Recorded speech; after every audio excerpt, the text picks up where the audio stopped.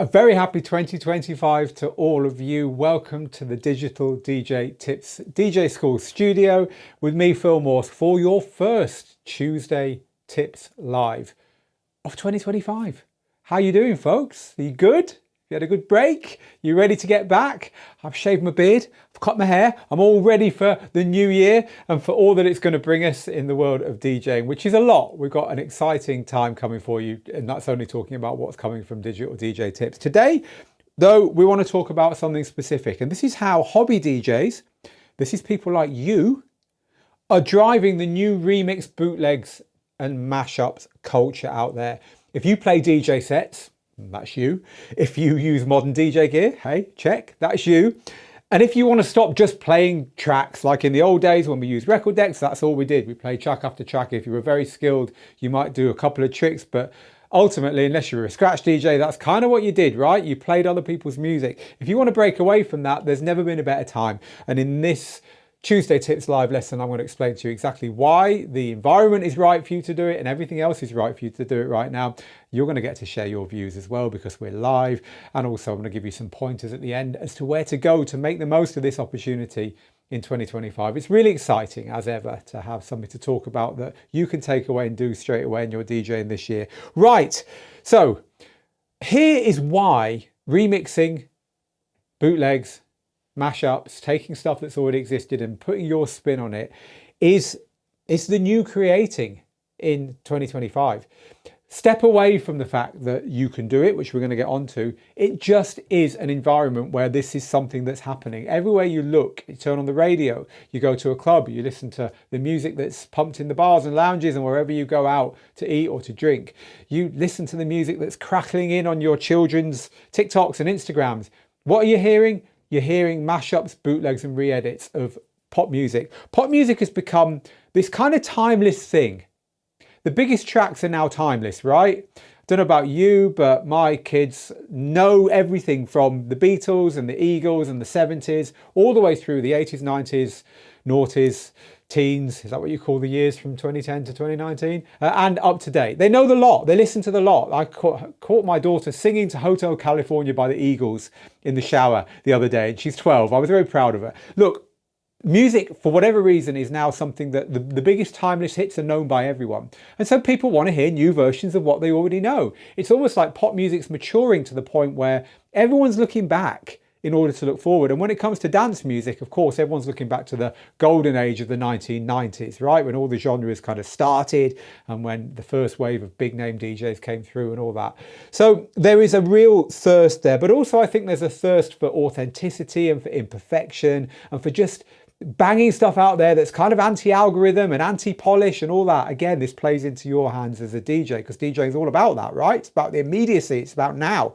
But anyway, I'm getting ahead of myself. I want to talk to you about why it's a great time for you to be jumping on this bandwagon. And in order to do that, I want to explain to you why you've got such a huge advantage over everyone else who's making this stuff. So let's look at the 4 types of people who make bootlegs and mashups and remixes and re-edits and all of that. Because there are 4 definite types. So to start with, there's your pros.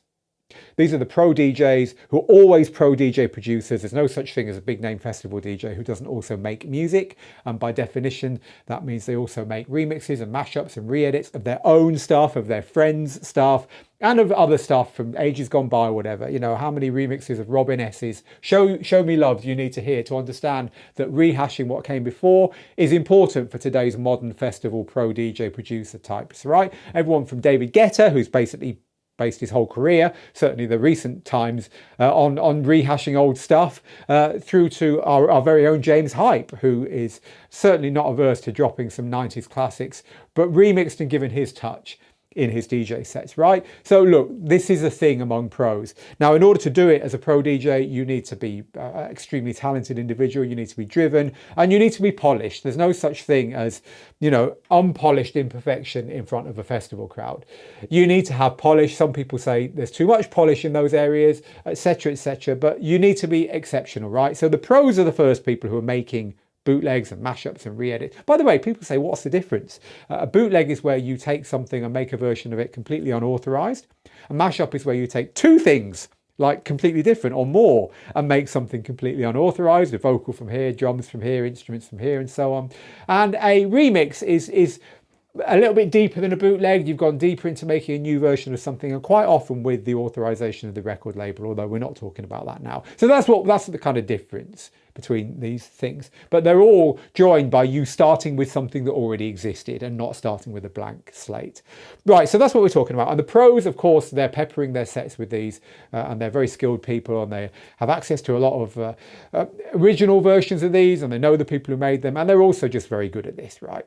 That's polished, that's hard. It's hard to be a pro. But then you have your bedroom producers. This is the second of our 4 types of people who are making this kind of music. Now, your bedroom producers have always done this as well, at least for the last 10 or 20 years, you know, using Fruity Loops, now FL Studio, or using Ableton Live, using Logic and so on.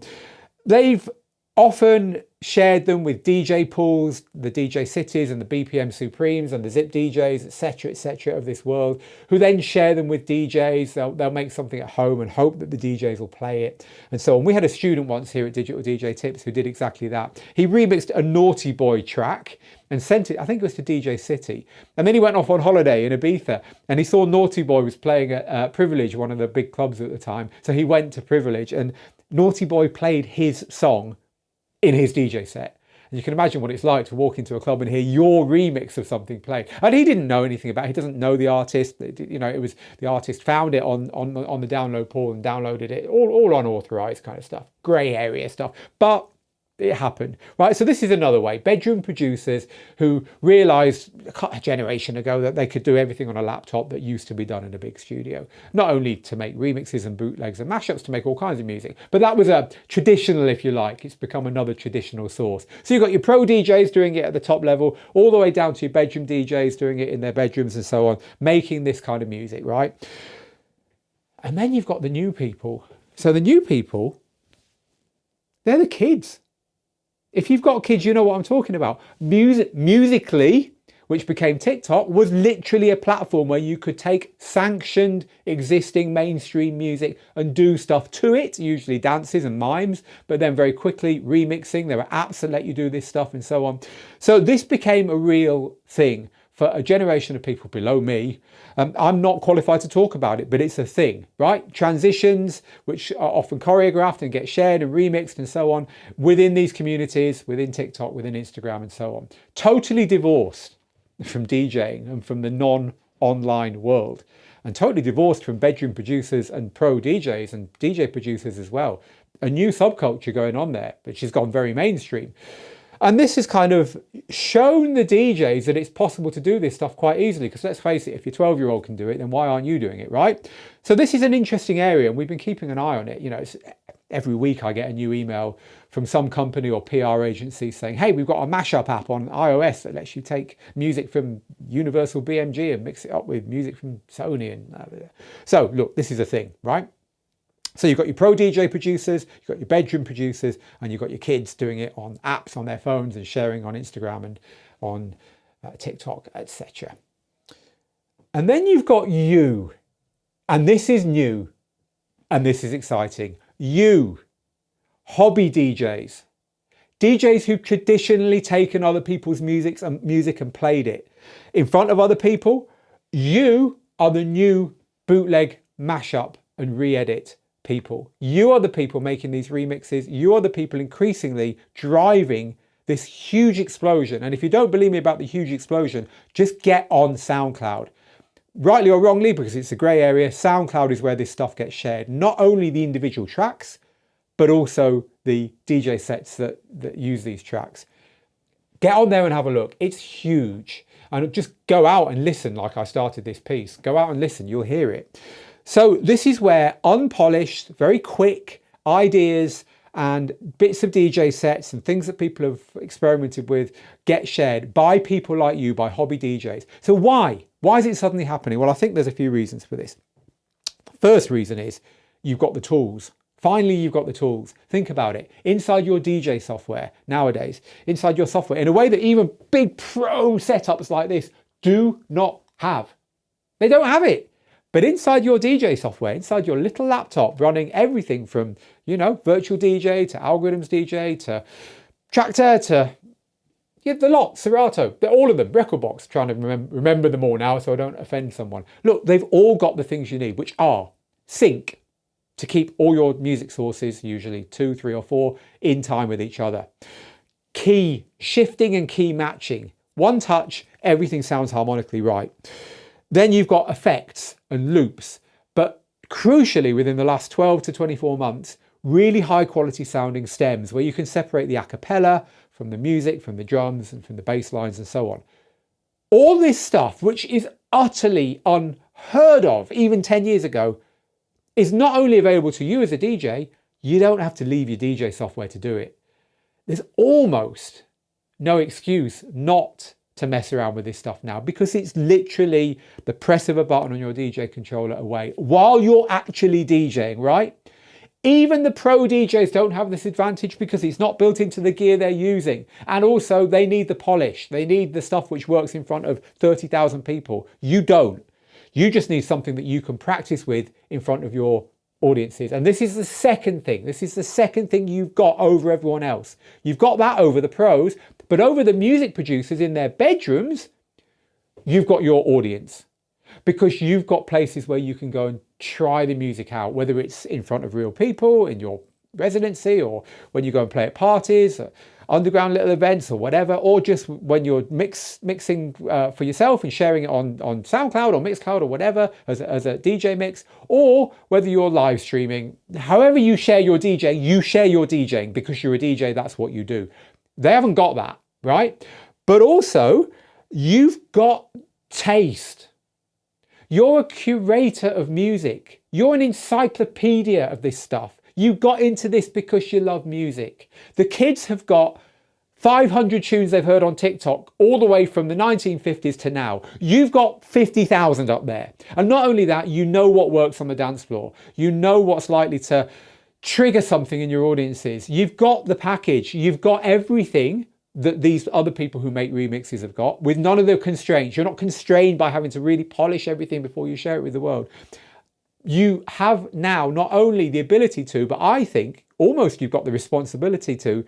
Don't stop when you find something that works. When you're playing with these new features on your DJ gear, when you're playing with acapellas and you're playing with stems and you're finding stuff that works, you now have, unlike even 5 years ago, the chance to hit record in your DJ software, edit it down, share it on SoundCloud, build it into what you do every day, going on there, finding other people who are doing this stuff, liking their stuff, talking to them, making sure they hear your stuff, borrowing this stuff, sharing your whole DJ sets up there, but also practicing with this stuff in your DJ sets. And this is hugely exciting. It's exploding right now. As I said at the beginning, the culture is ready for it. The 90s, as far as dance music goes, really was a golden age, and everyone's remixing it. So you should jump on and do it too. This is where the genres came from. It's your turn to put your spin on them. Even if it's just re-drums and using acapellas and maybe coming up with a mashup or two, and not stopping at playing them in your DJ sets, but actually preserving them and sharing them with the world. Because it's a new way of being creative. It's not only DJs doing it, as we've already found out, pros are doing it, music producers are doing it, kids are doing it, but you as a hobby DJ, I think you're in a golden place to really take advantage of this. It's in your DJ software. So why aren't you using it, right? And if you do want to take a step further, hey, it's not rocket science. You don't need to be in Abbey Road studios in order to start making your own music and start doing this stuff a little bit more professionally. It's all available in your laptop. It's a very exciting time. So we're going to talk about this now. I'm going to spend the last 10 minutes of this live stream talking about it. But I also wanted to share with you a couple of ways you can take this further with us as a DJ school. If you're interested in doing this, if you head to the Digital DJ Tips website and then click on courses at the top of the Digital DJ Tips website, a couple of the courses you'll find will be our How to Mix with Acapellas and Stems course, which shows you how to use these technologies to start doing your own creative mixing inside your DJ software, using your favorite acapellas, using your favorite drums and bass lines and instrumental versions of things to make something completely new. And we also have in conjunction with our tutor Laidback Luke's remixes, bootlegs, mashups, re-edits. It's all in there in this course as well. So look for that one, Laidback Luke's bootlegs, mashups and re-edits. They're all inside our Digital DJ Tips courses page over on digitaldjtips.com. Both of those courses will help you to really grab this round the neck in 2025 and stop just playing music, right? You can do that. You've got the taste, you've got the gear, but the gear does so much more now, and you are in an unequal place to make the most of it as a hobby DJ. It's really, really exciting. Right. Let's see if it is exciting. What do you think about this? Are you already doing this? Is it something that doesn't interest you? You just want to play records? There's nothing wrong with that. It's a broad church, DJing. You do you. But anyway, let's see what you're saying about this. So welcome everyone, by the way, if you're one of our regulars here in the chat. Hello, Kesha. Happy New Year to you. Kesha's over there in the Windy City, stateside. You look fantastic, says Gilmar. Oh, Gilman. Oh, thank you. You like the haircut and the shave, do you? Hello to Paul and to Benny and to I Am Preacher Man in Florida. Hello to Keith in Northumberland and Phil. Hope you thawed out up there in England. England had a complete covering, or the United Kingdom, of snow and ice this last few days. Hello to Phil, who says Happy New Year, and hello to Matt. So Matt says, now we're going to get into it. Now we're going to start talking about it. So Matt says, I just wish the DJ product brands would make a controller that looks like you're playing on 4 CDJs, and it has multiple screens like a CDJ setup. So in other words, it's like 4 of these, and each one has its own screen. I hear what you're saying there. Can people agree that this looks the most pro? And that might be pretty cool. Also, of course, for this kind of thing, where you're looping and where you're taking bits of songs and you're mashing them up and mixing them all together, having a screen for each would be really good. I mean, to be fair, it does look pretty cool. This is a pro setup here. This is an all-in-one unit with it's the XDJ AZ. And although it's only got one screen, I'm sure you'll agree this does look pretty pro. But I do hear what you're saying there, Matt. It would be good to have more. I guess they'd be a lot bigger if they had individual screens for each unit, but not that much bigger, really. No, interesting idea. Thanks for that, Matt. Phil says, I spent a lot of my Christmas break researching music production. It really has never been easier. The technology makes it so accessible. That said, there is a lot to learn about getting it right. Yeah, but you're a DJ, right? If you've ever played an a cappella over an instrumental and thought that sounds good, but it's a bit out of key, well, now you can get it in key. You can make sure it all sticks together. You can use looping to get a nice intro and a nice outro. You can click record, bang, there's a mashup. You've just done it. You've made it. Stick it on SoundCloud. See where it gets you. You see what I'm saying? We don't have to learn everything in order to get this stuff out there. We just need to start doing this stuff. This is what's exciting about this, I think. Hello, Lou. Hello, Mike, who says Happy New Year. Hello to Sean, who says it's just like in the 2000s where the indie sleaze era of electro clash and bloghouse via Hype Machine. It is. I've got a really interesting book at home about this.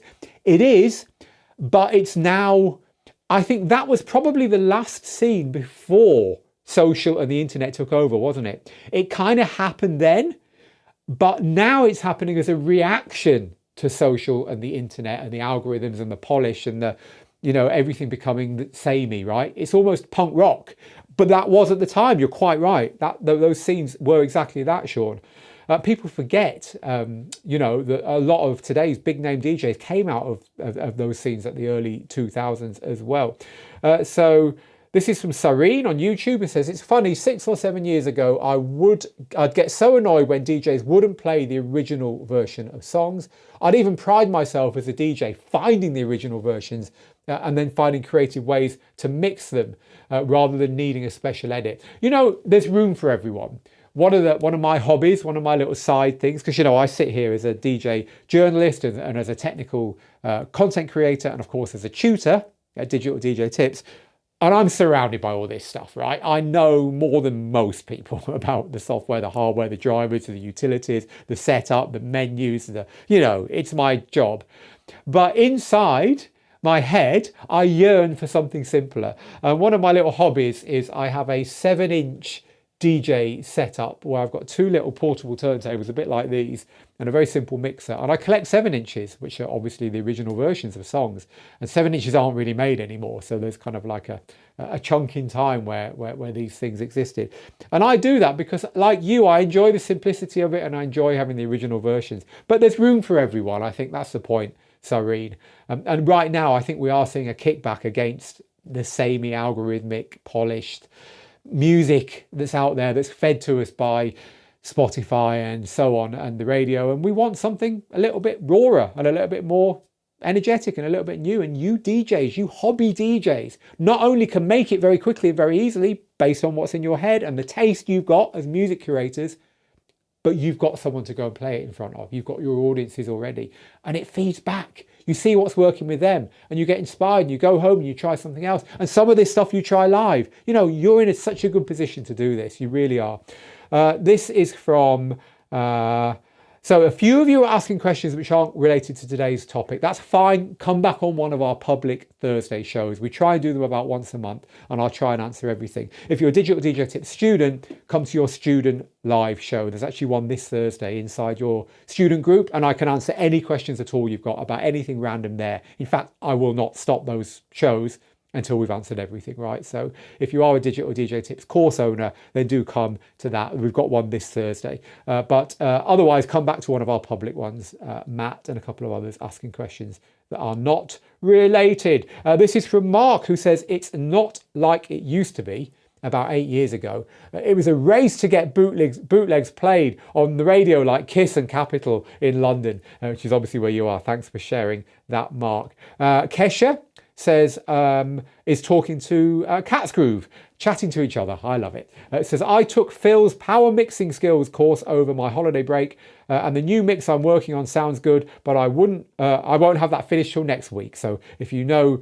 Kesha, then listen out for her mix, inspired by one of our mixing courses coming out next week. You know, we've always taught this kind of thing. Our mixing courses, including our mixing power skills that's being chatted about there, they always try and be creative with mixes, but what's new now is you've got stems and you've got key shifting and you've got sync and looping and effects, and they're all there.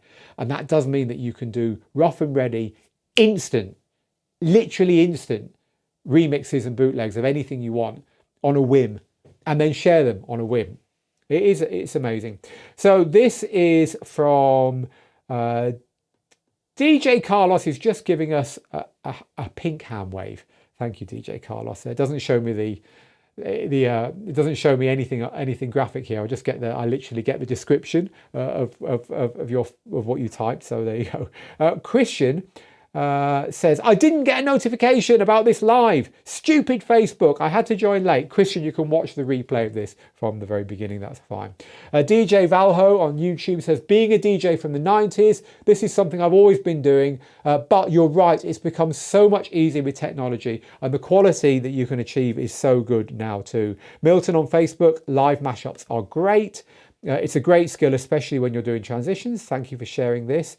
Dowd Father says the terminology is unwieldy. The difference between re-edits, mashups, bootlegs, redrums, remixes. Yeah, look, it's only unwieldy when you're trying to put the thing in brackets when you're sharing it. Until then, who cares what you call them? Just do what comes to mind. That's the important thing.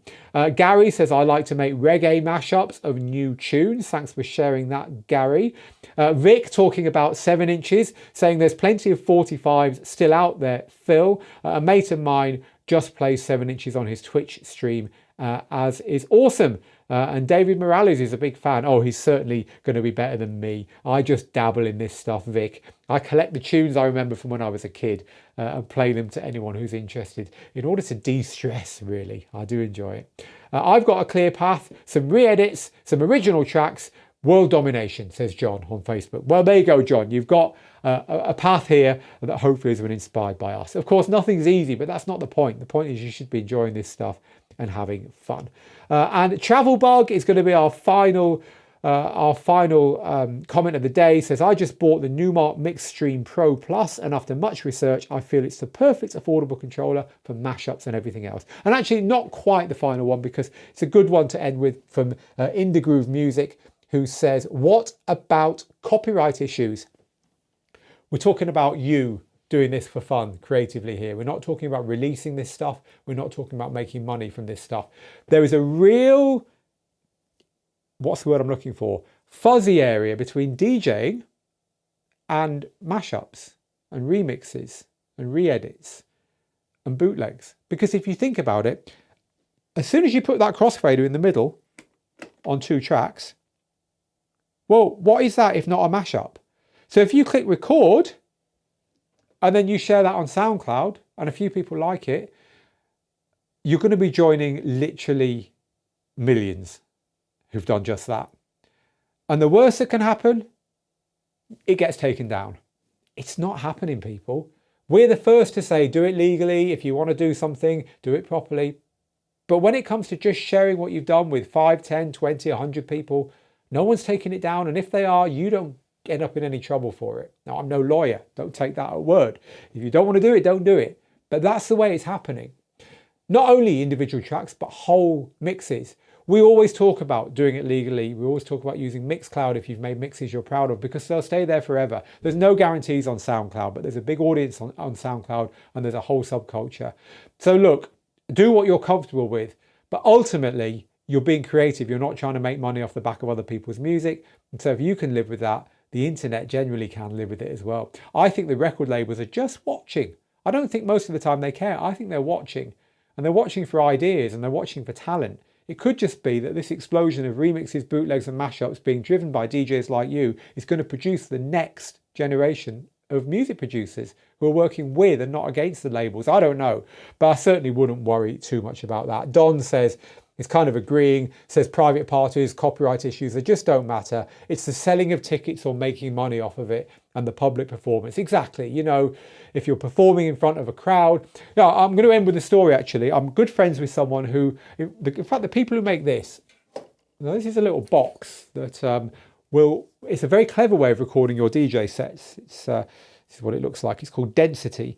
And you plug it into Pro DJ gear like this, and it records what you do on the equipment. And then you get home and you plug it into the Density software and you say, okay, here's the records I played. And you show it the digital files and it reconstructs your DJ set. So you can then edit the set. So not only can you correct any imperfections or volume differences, but crucially, you can remove the tracks that you can't release. So in other words, if you've been given stuff that you're not meant to have and you've played it in your DJ set, all DJs do that, you can take them out before you share the set on SoundCloud or whatever. So pro DJs are using technology like this to get around unauthorized tracks in their DJ sets.